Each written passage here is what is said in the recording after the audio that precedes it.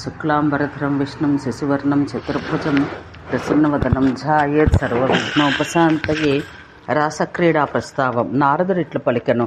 3 మాసాలు గడిచిన తర్వాత ఆ గోపికలకు ఏ ప్రకారంగా శ్రీకృష్ణునితో శరీర సంగమం జరిగెను, బృందావనం ఎలాంటిది, రాసమండలం ఎలాంటిది, శ్రీకృష్ణుడు ఒకడు, గోపికలు అనేకులు, ఏ విధంగా వారి క్రీడ సాగెనో దీన్ని వినుటకు నాకు క్రొంగొత్త కోరిక ఏర్పడుచున్నది. ఓ మహానుభావ, కథాశ్రవణం, నామ సంకీర్తనాల వల్ల పుణ్యం కూర్చు స్వామి చెప్పుము. ఆశ్చర్యము. శ్రీహరి యొక్క రాసలీల పురాణసారమైన కథ. ఈ భూమి మీద శ్రీహరి లీలా విలాసాలన్నీ ప్రతి వ్యక్తి మనసును హరించినవి కదా. సూతుడిట్లు పలికెను. నారదుని మాట విని నారాయణ మహర్షి తానును నవ్వి సుప్రసన్నమైన ముఖంతో చెప్పుట ఆరంభించెను. ఓ ముని, ఒకసారి శ్రీకృష్ణుడు శుభమైన చైత్రశుద్ధ త్రయోదశి నాటి రాత్రివేళ నిండుగా చంద్రుడు ఉదయించిన కాలంలో బృందావనం వెళ్ళెను. అడవి మొల్ల, జాజి మొల్ల, బండి గురువిందగా పూలగాలిలో పరిమళిస్తూ తుమ్మెదల యొక్క అవ్యక్త మధురమైన ధ్వనితో ఆ ప్రదేశం మనోహరంగా ఉండెను. కొత్తగా చిగిర్చిన చిగుళ్లతోనూ గండు కోకిలల ధ్వనులతోనూ మనస్సును హరించే 9 లక్షల రాసమండలాలతో ఆ ప్రదేశం ఒప్పెను. ఆ గృహాలు చందనము, అగరు, కస్తూరి, కుంకుమ పువ్వు అనే పరిమళ ద్రవ్యాలతో సువాసనలు వ్యాపింపచేయుచు పచ్చకర్పూరంతో కూడిన తాంబూలాలు మొదలైన భోగ ద్రవ్యాలతో కూడి ఉండను. సంపంగి పూలతోనూ కస్తూరి చందన ద్రవ్యాలతోనూ శృంగార క్రీడకు తగినట్టు సిద్ధపరిచిన అనేక శయ్యలతోనూ చక్కగా శోభించుచుండెను.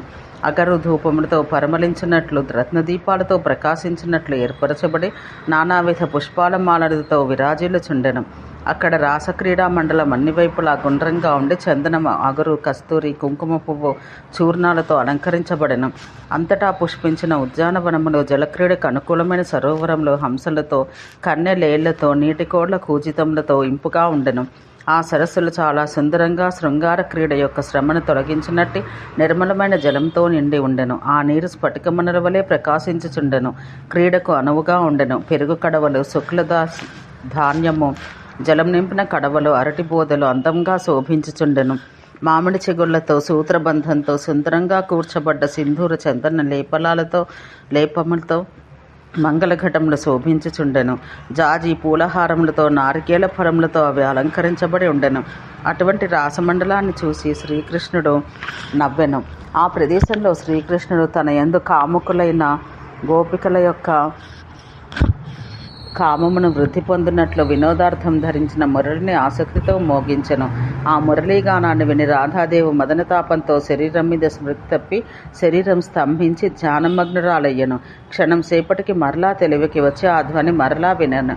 కొంతసేపట్లుండి మరల లేచి నిలబడుతుండగా చిత్తము నిలకడ తప్పెను. అవశ్యంగా చేయవలసిన పనిని కూడా వదిలి గృహం నుండి వేగంగా బయలుదేరెను.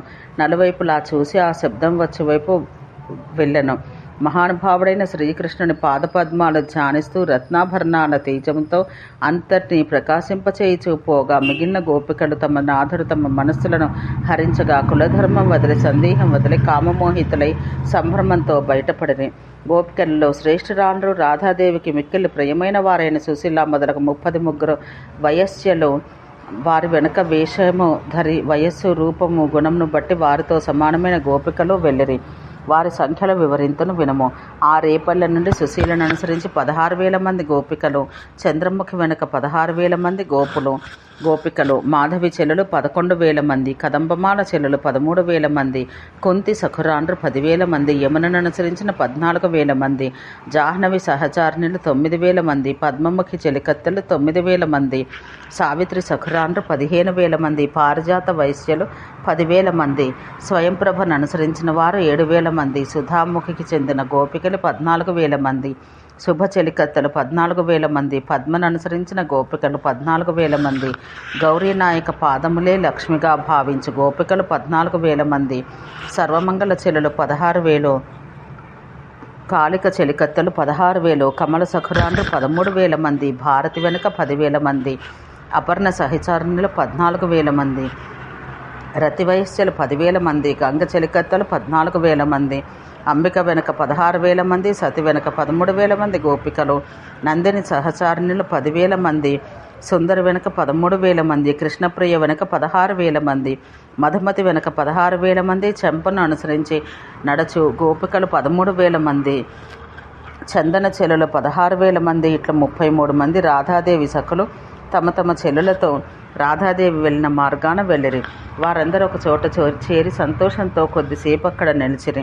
అక్కడికి కొందరు గోపికలు పూలదండలు చేత పట్టుకొని, మరికొందరు సుందరమైన చందన పాత్రలు చేత పట్టుకొని వ్రజం నుండి అక్కడికి చేరవచ్చిరి.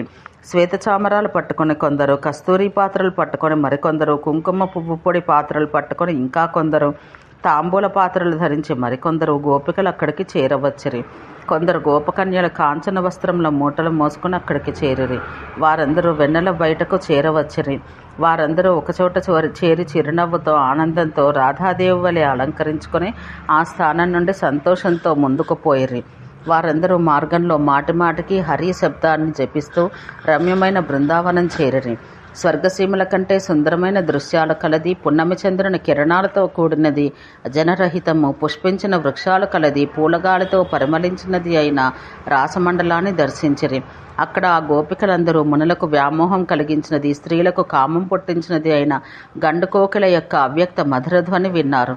పూలైందలి తేనె తాగి మత్తుకొన్న ఆడతుమ్మెదల సంఘం నందు చిక్కుకొన్న గండు తుమ్మెదల యొక్క మనోహరమును అతి సూక్ష్మ మధురమైన ధ్వని కూడా విన్నారు. రాధాదేవి శుభముహూర్తంలో మొత్తం చెల్లెలతో పాటు శ్రీకృష్ణ పాదపద్మాలు ధ్యానిస్తూ రాసమండలం ప్రవేశించెను. తన సఖురాండ్ర నడుమ ఉన్నది, రత్నాలంకార భూషితురాలు, దివ్య వస్త్రాలు ధరించినది, చిరునవ్వు క్రీగంటి చూపగలది, గజరాజ వంటి గమనంతో సుందరంగా మునిజనుల మనస్సునే మోహింపచేయినది, కొత్త కొత్తగా కనిపించు వేషము, వయస్సు, రూపములతో తనకు మిక్కిలి మనోహరురాలకు రాధాదేవిని దూరం నుంచే శ్రీకృష్ణుడు చూసి మదనుని చేత బాధితుడై సంతోషానురాగాలు చిరునవ్వుతో ఎదురుగా పోయి అక్కడికి చేరను. వక్షస్థలం నడుము కింది భాగంలో యొక్క భారంతో, అందమైన సంపంగి పువ్వు వన్నగల శరీరంతో, శరత్కాల చంద్రుని వంటి ముఖమండలంతో, జాజిపూల దండలు ధరించిన పెద్ద కొప్పుతో ఆ దేవి శ్రేష్ఠురాలుగా ఉండను. బాలరూపాన ఉండి నవయవ్వన సంపద గలవాడను, శ్యామవర్ణంతో సుందరంగా ఉన్నవాడను, రత్నాలంకారాలు ధరించినవాడు, కోటి మన్మథుల లావణ్య విలాసాలకు స్థానమైన వాడు, మిక్కిలి అద్భుతమైన రూపంతో పోలిక లేనంతగా మనోహరుడు, విచిత్ర అలంకారాలు కలిగి కొండెకొప్పు ధరించినవాడు, చిరునవ్వు చిందిస్తున్న శ్రీకృష్ణుని రాధ దర్శించెను.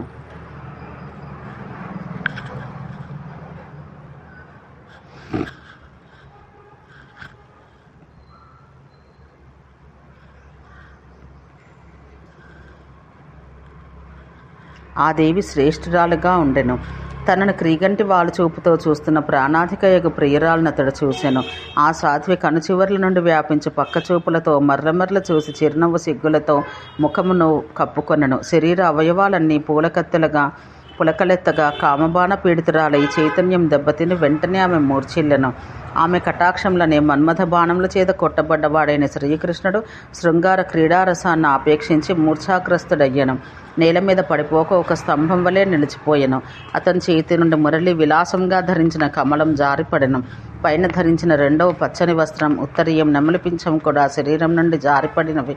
క్షణంలో చైతన్యం పొంది కృష్ణుడు సంతోషంతో రాధ వద్దకేగి ప్రేమతో ఆమెను వక్షస్థలాన్ని చేర్చుకుని బిగ్గరగా ఆలింగనం చేసుకుని ముద్దు పెట్టుకొనెను. శ్రీకృష్ణుడు తను స్పృశించినంతనే రాధ చైతన్యం పొంది ప్రాణాధికుడైన ప్రాణనాథని కౌగిలించుకుని ముద్దు పెట్టుకొనెను. ఓ ముని, శ్రీకృష్ణుడు రాధ మనస్సును, రాధ అతని మనస్సును హరించెను.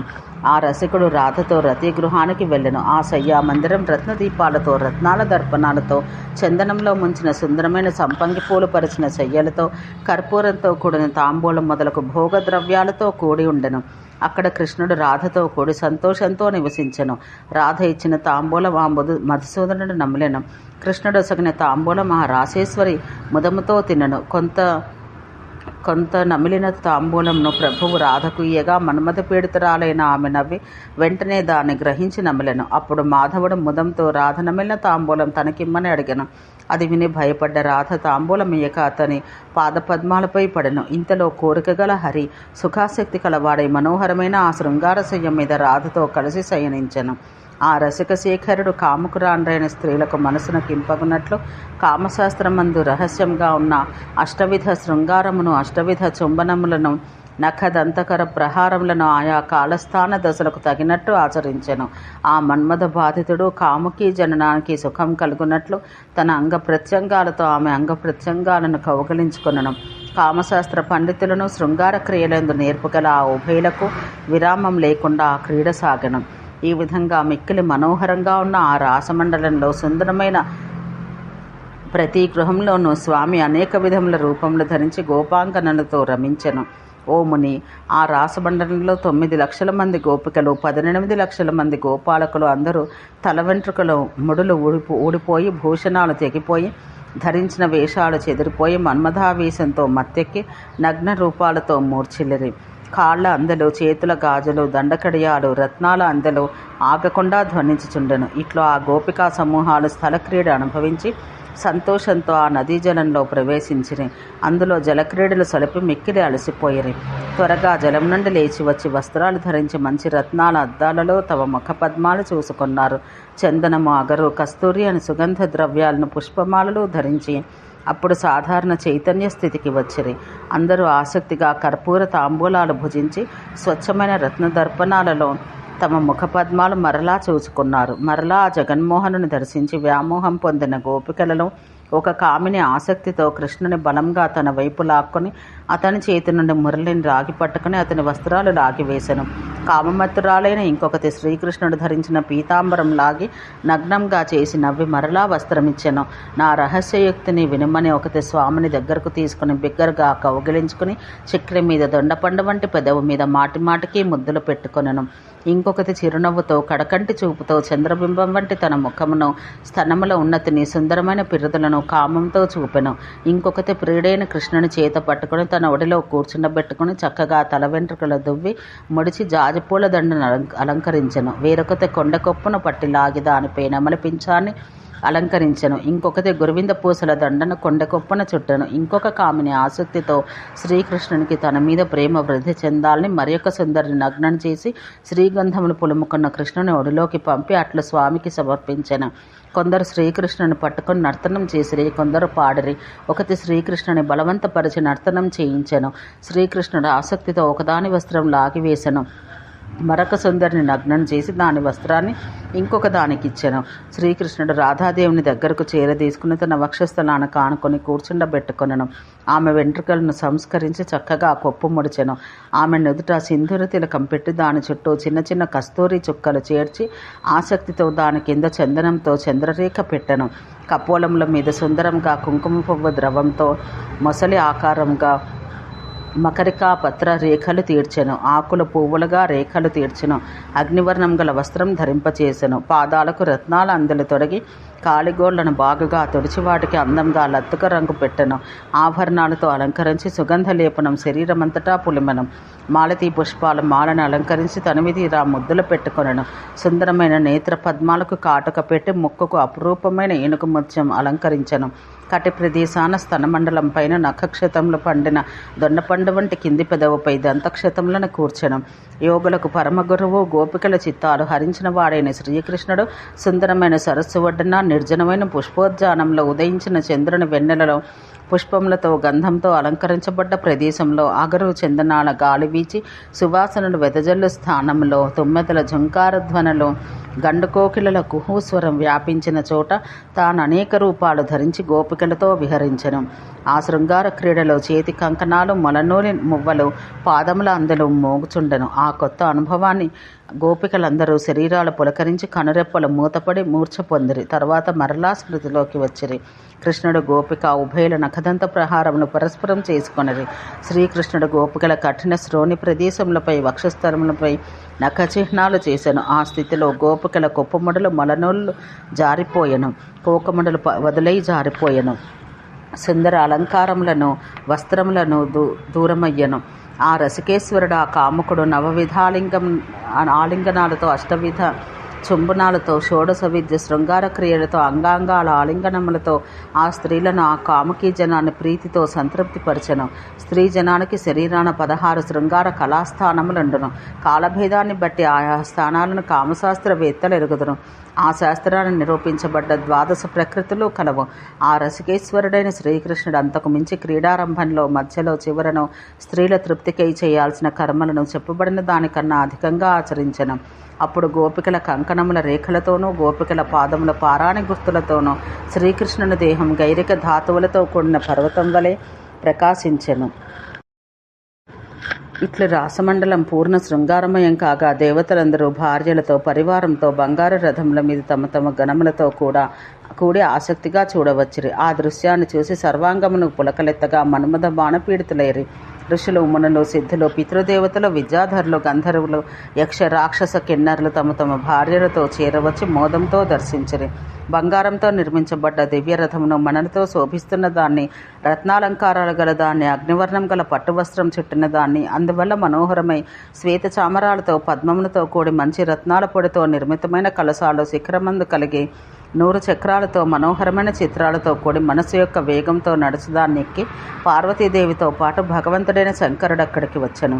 అతనికి ఎడమవైపున మహాకాలుడు, కుడివైపున నందికేశ్వరుడు, ముందు గణపతియు కుమారస్వామియును, ఆ దంపతుల చుట్టుగా అన్ని వైపులా పింగళాక్షుడు మొదలగు పార్షదులు, క్షేత్రపాలులైన ఎనమండుగురు భైరవులు ఉన్నారు. పరమేశ్వరుని వక్షస్థలాన ఉన్న దుర్గాదేవి చిరునవ్వుతో పక్కచూపుతో వెలసి ఉండెను. బంగారు రథం ఎక్కి భారతీదేవితో బ్రహ్మ ఎడమ పక్కన, సప్తర్షులు కుడి పక్కన సనక సనందనాథులు సేవింపగా విచ్చేసెను. జీవుల కర్మలకు సాక్షి అయిన ధర్మదేవత సువర్ణ రథమెక్కి బ్రహ్మ తేజస్సుతో వెలుగుతున్న పార్షదులు చుట్టుముట్టి ఉండగా వక్షస్థలాన మూర్తి అను భార్యను ధరించి వచ్చెను. ఆ సతి చిరునవ్వుతో వాలుచూపులతో రాసక్రీడను చూస్తూ కామభావన కలదయ్యను. సచీదేవితో మహేంద్రుడును, రోహిణితో చంద్రుడు, స్వాహాదేవితో అగ్నిహోత్రుడు, సౌమ్యాదేవితో సూర్యుడు చేరవచ్చిరి. రతీదేవుని వక్షస్థలాన ధరించి మన్మధుడు వచ్చెను. సర్వగ్రహములు దిక్పాలకులు భార్యలతో చేరవచ్చిరి. ఆకాశమందు నిలిచి ఆసక్తితో రాసమండలాన్ని చూస్తూ కొందరు మోహం చెందగా మరికొందరు మూర్ఛిల్లిరి. ఒక ముహూర్తకాలం దేవతలందరూ సంతోషంతో చందన స్రవమును, పుష్పములను వర్షించిరి. మునీశ్వరులు కస్తూరితో కూడిన పూలదండలు వర్షించిరి. ఆ రాసమండలాన్ని చూసి దేవపత్నులందరూ కామబాణముల చేత పీడించబడ్డారు. సనాతనుడైన ఆ పూర్ణ బ్రహ్మ శ్రీకృష్ణుడిట్లు భూమి మీద రతీ సుఖం అనుభవించి రాధతో కలిసి యమునా జలంలోనికి ఎగెను. మాయాకృష్ణులందరూ అట్లే క్రీడలాడిరి. మాధవుడు రాధ మీదికి జలం చల్లెను. రాధయో కామార్తుడైన మాధవుని మీద 3 దోసిళ్ల నీరు చల్లెను. అతడు ఆమె వస్త్రంలో ఆగివేసి పూమాలు త్రించివేసి కొప్పును విప్పివేశను. ఆమె నగ్నురాలయ్యను. హరిజలం చల్లుట వల్ల మకరికా పత్రముల కనబములకు తీర్చిన రంగు, కన్నుల కాటుక, పెదవుల రంగు చెదిరిపోయి రాధాదేవి వేషాలంకారం లోపించెను. అంతయో బోసిపోయి నగ్నంగా ఉన్న రాధను స్వామి కౌగిలించుకుని నీళ్లలో మునిగి క్రీడలాడెను. సిగ్గుతో క్రీడతో వంగిపోయి ఉన్న ఆమెను నగ్నంగా చేసి నీటిలో చాలా దూరముకు నెట్టివేశను. రాధాదేవి నీటిలో నుండి వేగంగా లేచి మాధవుని బలంగా పట్టుకుని కోపంతో మురళిని తీసుకుని దూరంగా విసిరివేశను. పీతాంబరాన్ని లాగివేసి వనమాలను తెంచి అతన్ని కూడా దిగంబరను చేసి మరల నీళ్లు చల్లెను. హరిని తన వైపు లాక్కుని జలంలో తోసివేశను. ఆ జగత్పతి లోతైన యమునా ప్రవాహంలో మునిగిపోయెను. మాధవుడు శీఘ్రంగా నీటి నుండి లేచి నవ్వుచూ ఆమెను పట్టుకుని ఆ నగ్నమూర్తిని వక్షస్థలాన చేర్చుకుని మరల చుంబించెను. ఈ విధంగా మాయాకృష్ణులు కూడా ఆసక్తితో సర్వగోపికలను కూడి మనోహరమైన యమునా జలంలో జలక్రీడలాడిరి. ఇట్లు గడిపిన శ్రీహరి రాధతో ఒడ్డుకు చేరను. ఆమె అతన్ని వస్త్రం ఇమ్మని యాచించెను. చిరునవ్వుతో ఉన్న ఆ సాధువుని అతడు అట్లే యాచించెను. మాధవుడు రాధకు వస్త్రం, సుందరమైన పుష్పమాల ఇచ్చెను. ఆ రాసేశ్వరి హరికి వస్త్రాన్ని, మురళిని ఇచ్చెను. తన ముందు ఇసుక తిన్నపై కూర్చున్న కృష్ణునికి గొప్ప భక్తితో రాధాదేవి చందనము, అగరు, కస్తూరి, కుంకుమ పువ్వు ద్రవాలను సర్వశరీరాన పులిమెను. భక్తితో కామిని చిత్తములను మోహింపచేయనట్టుగా సుందరమైన కొండకొప్పు నిర్మించి మంగళకరమైన మాలతీ పుష్పధామం చుట్టెను. శ్రీకృష్ణుడు రాధకు వెంట్రుకల కొప్పును మనోహరంగా ముడిచి చెవులకు కుండలాలు అలంకరించి చెంపల మీద మకరికా పత్రాలు లిఖించెను. నుదుట ఎర్రని సింధూర తిలకం పెట్టి చుట్టూ కస్తూరితో చుక్కలు పెట్టి దాని కింద మనోహరంగా సన్నని చంద్రరేఖను చందనంతో నిర్మించెను. స్తనములపై, ఊరువులపై కోటి గుర్తులు అలంకరించి అగ్నివర్ణం గల పట్టు వస్త్రాన్ని ఆమెకు అలంకరించెను. చందనము, అగరు, కస్తూరి, కుంకుమ ద్రవములను ఆమె వక్షస్థలమున పులిమి, కంఠమున పూమాలను అలంకరించి ఆలింగనం చేసుకుని మరల చుంబించెను. భూషణాలతో అలంకరించి పాదములకు అందలు తొడిగి కాళ్లకు పారాని, గోళ్లకు ఎర్రని రంగును అలంకరించెను. ఈ విధంగానే అందరు గోపాలురు గోపికలకు వేరువేరుగా విలాసాలు పంచిరి. యవ్వనమత్తులైన వారందరూ తిరిగి పండు వెన్నెలతో కూడి ఉన్న సుందర రాసమండలానికి పోయిరి. ఆ ప్రదేశాన బడిగురివెంద, మొగలిమొల్ల, విరజాజి సంపెంగ అడవి మొల్ల మల్లెపూల వాసనతో సుగంధ వాతావరణం కలదే జనరహితమై స్త్రీ పురుషుల ఏకాంత క్రీడకు యోగ్యమై ఉండును. ఈశ్వరి జగత్తంతయు తన సంపదైన రాధాదేవి అంతటా వికసించి ఉన్న పుష్పమాలను చూసి ఆసక్తితో పూలు కోయుటకు సమస్త గోపికలను ఆజ్ఞాపించను. కొందరు గోపికలను మాలలు నిర్మించుటకు, మరికొందరిని తాంబూలములు సిద్ధం చేయుటకు, మరికొందరిని గంధం తీయుటకు నియమించను. గోపికలు సిద్ధం చేసి ఇచ్చిన చందనాన్ని, పుష్పమాలలను, తాంబూలాన్ని ఆ సుందరి క్రీగంటి చూపుతో చిరునవ్వుతో తృప్తిగా శ్రీకృష్ణునికి అర్పించను. తర్వాత కొందరిని కృష్ణుని గురించి గీతాలు పాడటకు, మరికొందరిని మృదంగం మురజము వాయించుటకు నియమించను. ఇట్లు హరితో విలాసంగా రాసమండలంలో రమించి రాధాదేవి నిర్జన ప్రదేశంలో అంతటా మనోహరంగా విహరించెను.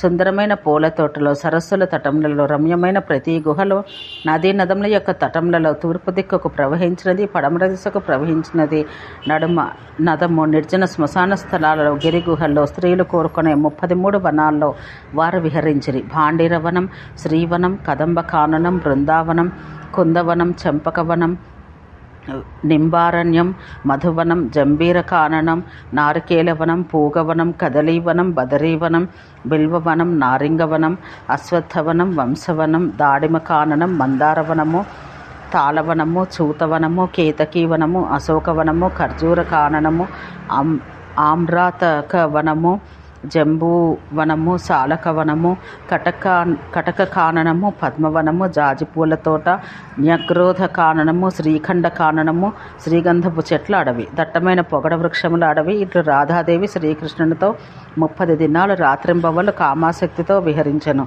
అయినను ఆమె మనస్సు నిండలేదు. కామినుల యొక్క కామం నెయ్యి పోసిన కొద్దీ అగ్ని మండినట్టు అనుభవించిన కొద్దీ అధికంగా వర్ధిల్లునే కానీ చల్లారదు.